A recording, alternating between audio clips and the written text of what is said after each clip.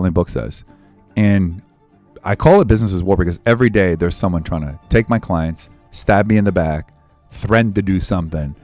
And the thing that hurts me the most, and I talked about this in my first book, chapter 3, is that when you go above and beyond for someone and you put their trust and their money, and they don't treat your money more conservatively than their own, to me, that's the first thing a wealthy person, actually the first wealthy tip that I ever got from a high net worth person, and when I was 24, always treat other people's money more conservatively than their own. So you want to know if someone's going to be a good partner, how do they treat the stuff that's yours, whether it's your house, your cars, or your money? How do they treat it?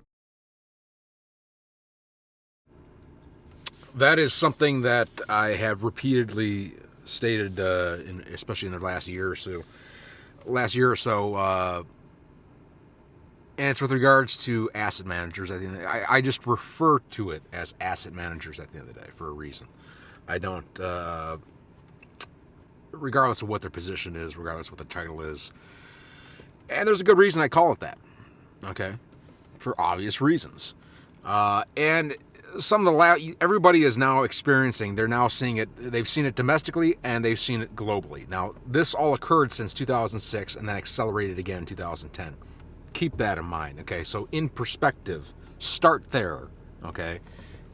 Backtrack from 2026 down to 2006. That's a 20-year window, okay?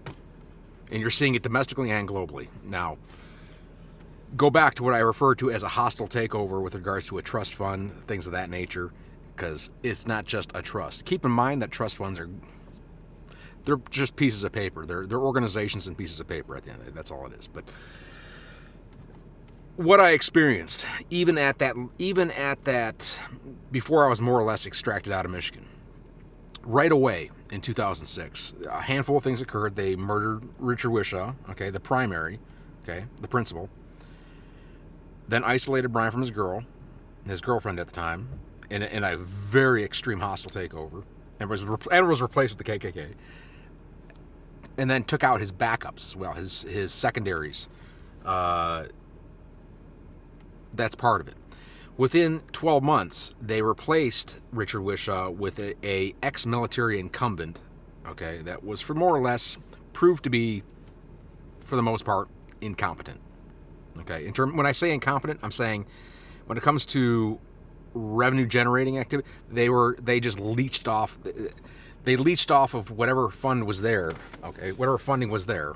Okay, they were good at spending money. They weren't good at making money. Let's put it that way. Okay, very good at spending money, at other people's money.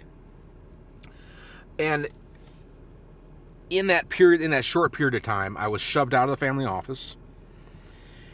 From that, as soon as that new incumbent came in, I was shoved out of the family office and out of my own fucking family. Okay, hang on here. That's why I said that's when it comes to proxy parties and the level of because it wasn't just that person. That person was supported by a team of people, is what I'm getting at. Okay, that's a very important factor, by the way. But there was more to that. So right away, with regards to what he was saying, with regards to what J.T. Fox was saying on how people treat your money, some of the earliest clues, okay, is in that 2007 when Brian goes, okay, well, I should probably go off to college because Brian didn't have any wealthy friends, the closest wealthy people that were around Brian were surgeons, okay, and that was limited, okay, as far as actual direct contact with. And so they didn't know shit about money, okay? What I'm getting at is the subtle clues in my early 20s, okay, which were right after that new incumbent came in, okay? I was a boat person. I was not a car person, okay? I hated land for a reason because all the bad shit that I've ever encountered always took place on land. So when I went offshore, things were fine. Okay. And every time I came back to shore or near shore, problems existed. Okay. In America. Okay. Never proved wrong ever. But what I'm getting at is that I grew up a boat person. I was always on as much on the water as I could because I hated I was not a car person. I grew up with boats and watercraft. That's why if I could go out and buy a yacht, I'd go out and buy a fucking $100 million yacht, and like it's nothing, because I know how to use it. Okay, at the end of the day, and I'm not talking about driving it, or I mean just being for business purposes. Okay, but anyway, that's not the point. What I'm getting at is how they treated that small recreational vessel. Okay, that vessel was purchased brand new in 1975, was cared and maintained meticulously from that period forward up until that point in time, at which time they turned and fouled the vessel immediately, meaning that it went from being a hoist. It used to have its own hoist on Harson's Island, and a trailer for it when it wasn't.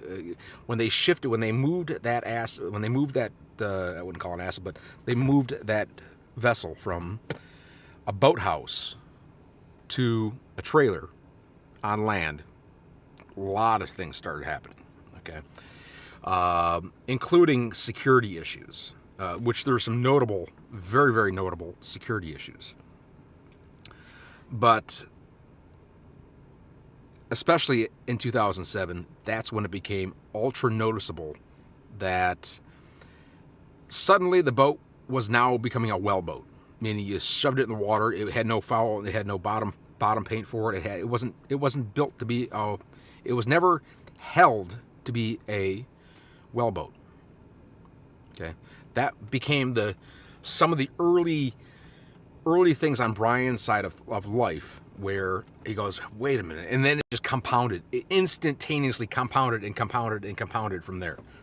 Okay, and just got crazier and crazier and crazier. Even so much so that Brian, when he went off to college, he had no faith or trust in that new incumbent, okay, that ex-military incumbent, to the extent where Brian literally grabbed all his father's tools and took them with him to college. Literally, like had no use for any of it, okay? Like we're talking like carpentry shit and fucking whatever, like stupid shit. But so much, and even when Brian returned in 2010, because it was just a waste of space and storage and whatever else, he said fuck it and put it back, and then returned years later, and that whole everything that Brian was ever suspicious of always proved exactly correct.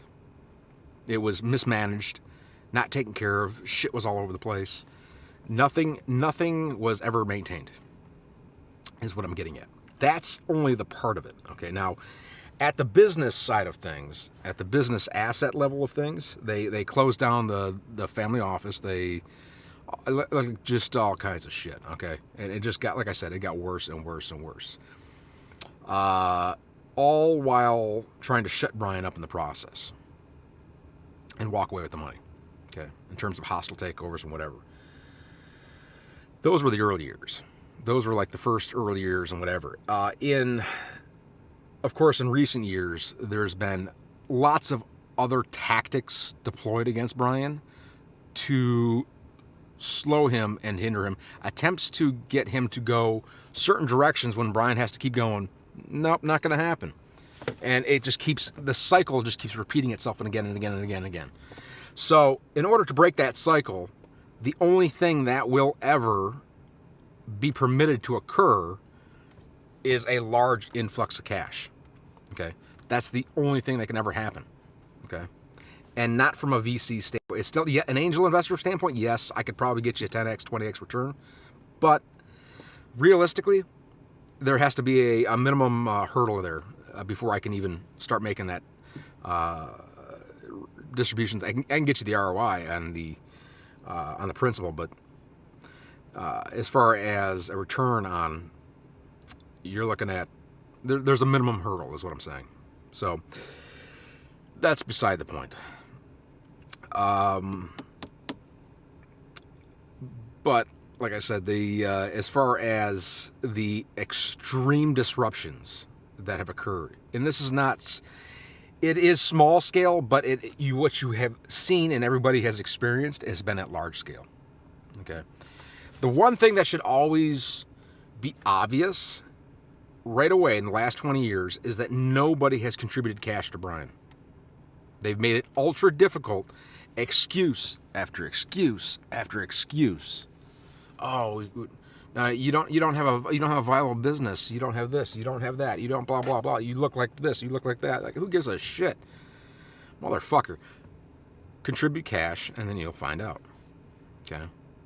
Long story short. All right. Nobody's done that in 20 years. Keep that in mind. All right. If you want problems solved in the real world, and you're wondering why shit is going, okay, expect it to keep going if you don't contribute to Brian. I'm just saying. Nobody's done it. Weird, huh?